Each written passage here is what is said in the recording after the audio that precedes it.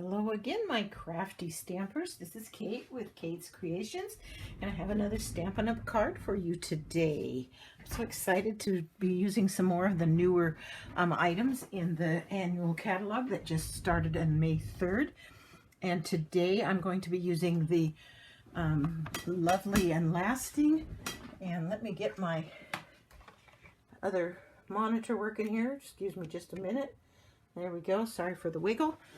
Okay, so Lovely and Lasting stamp set. We're going to be using the Go-To Greetings again. I used that just the other day, and we're going to be using that again.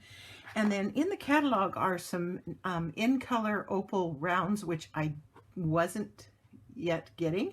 So I have the regular opal rounds, and I'll tell you what I did with those to make them work for what I wanted. This is the card we're going to do today.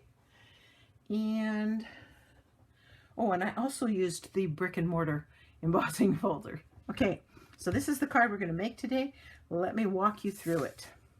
Started with a basic white, thick card base, 8.5 by 5.5, scored at 4 1/4.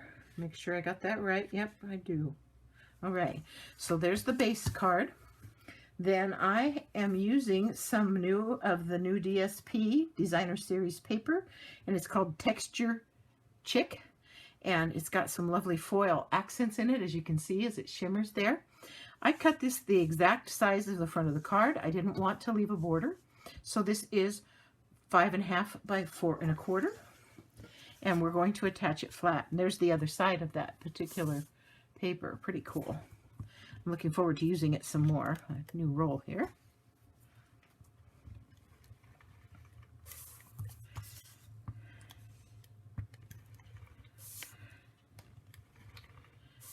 And I am just attaching it flat to the front of the card.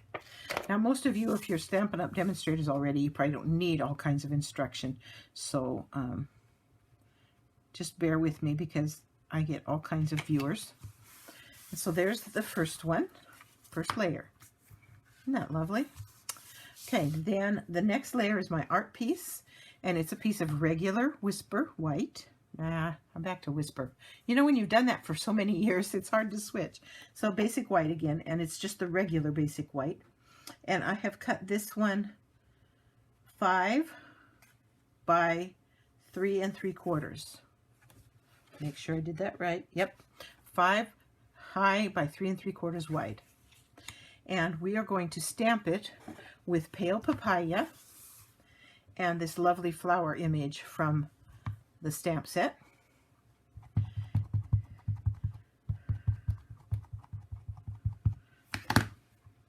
And when you stamp it, you're going to keep the image as close to the top of this piece as you can, so that you've got room at the bottom for the greeting and everything. And of course, kind of center it from side to side.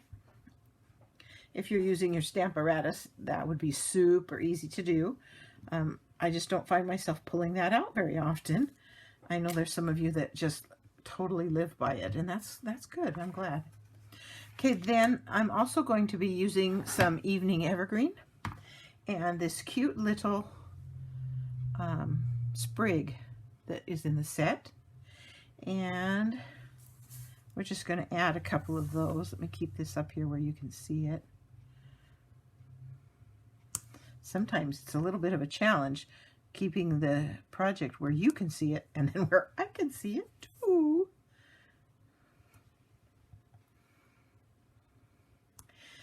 This stamp set is seen on page 24 and 25. It's part of a suite, and yeah, page 24 is where this card image is at, and it's the one I am casing today.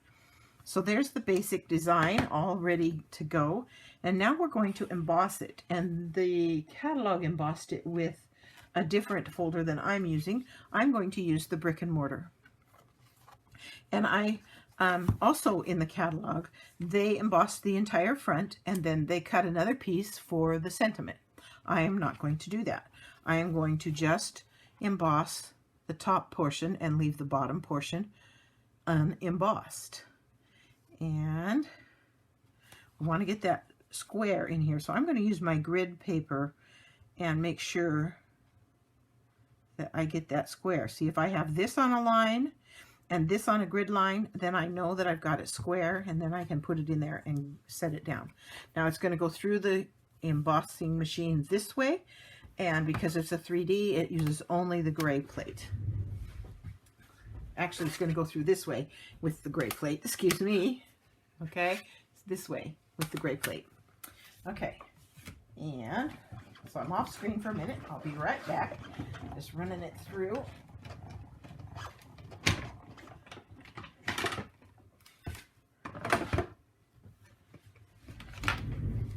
And there we are. And I really like what it did. It just really looks nice. And then the bottom is still flat and clean. And I'm bringing in that large happy birthday from the Go-To Greetings. And I'm going to stamp it with the Evening Evergreen. Now that is not the color that you see here. I believe that this is Soft Succulent. But you know what? The contrast is, I love it. I think it's really, really nice. And so now it's just a matter of stamping the sentiment on there. Just like that. Oh, such a beautiful script. And then we're going to put that on the front of the card, and it's going to go on flat as well. I'm not doing anything super fancy. This is a pretty easy card today. Like I say, you could probably look at the picture and figure it out for yourself if you're very much of a, been doing stamping for very long. And so then this is going to get centered on here. And it's going to leave a good 1/4 inch border. And that's part of why I made this white piece smaller, because I wanted to see more of that beautiful background. I'm going to straighten that up just a little bit. There we go. Do I like that? Not yet. Too far from one edge. I just got to play with it till I get it, till I'm happy.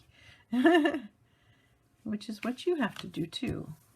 Okay, and there's that. And then, because I didn't have the in color opal rounds, all I had were the regular ones that don't have any color on them. I brought in the Blends pens. You can color with these on non-porous surfaces and it will dry. And so I took the Blends pen Dark Pile Papaya and I colored 3 of the smaller of those gems. And we will put those on the front of the card. Now, something I have kind of discovered is that if these sit for very long, sometimes they don't stay stuck. And so I have started taking my glue dots, and these are a little bit bigger around than those, but I'm going to just kind of wrinkle it up, and I'm going to put it on the card where I want the glue, where I want the little piece to go, and then I'm going to put it on there. Now it could be because I'm using the marker on there, that alcohol marker, that it's taking some of the sticky away. That could be why this is an issue. I don't know, but I do know that sometimes they don't stay stuck. So, and I'm just tucking that in there to make sure it's good and underneath. Now that's one way of doing it. Another way, if you subscribe to Paper Pumpkin, let me show you something. I save all of my extra pieces of embellishment dots like this, and when they're extra from a Paper Pumpkin package, and they are very tiny, much tinier than the ones in our thing, and you can use those if you have them. Just a little thought in case you do. I happen to have, oops, bumped my leg.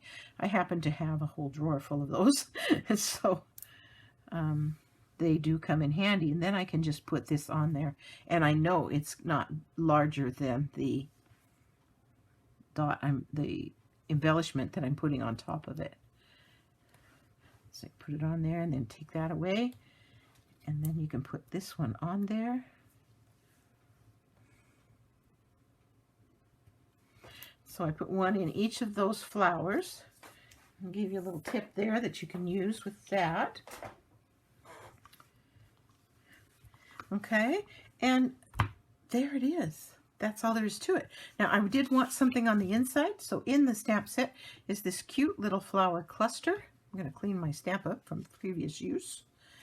And I am going to use the Pale Papaya. And let's get it on that block a little bit better. Yeah, that'll work. And I'm going to stamp it with Pale Papaya right in the middle at the bottom of the page, inside the card, like that. And then I wanted those little green accents, so I brought in my Evening Evergreen marker, and I'm using the pen end, and I am just coloring over each of those little hash marks that look like little leaves, just like that. And it's okay if some of the Pale Papaya shows up around them. It really doesn't look that bad. It looks kind of cute. Just like that. It's what gives it that accent that I wanted it to have. So there's the inside of the card as well. And there's the outside, and I really like it. I hope you do too. And I thank you for stopping by. If you haven't subscribed to my blog, I hope you, my YouTube channel, I hope you will. And I hope you'll visit my blog. It's there where you will find product lists, and if I'm running any specials or you need to find out some things, I have some information pages on the side of my blog page that you can look up some things that you might be interested in, things about adhesives and all different kinds of stuff. So I hope you'll look there and subscribe there as well. And I thank you again for stopping by.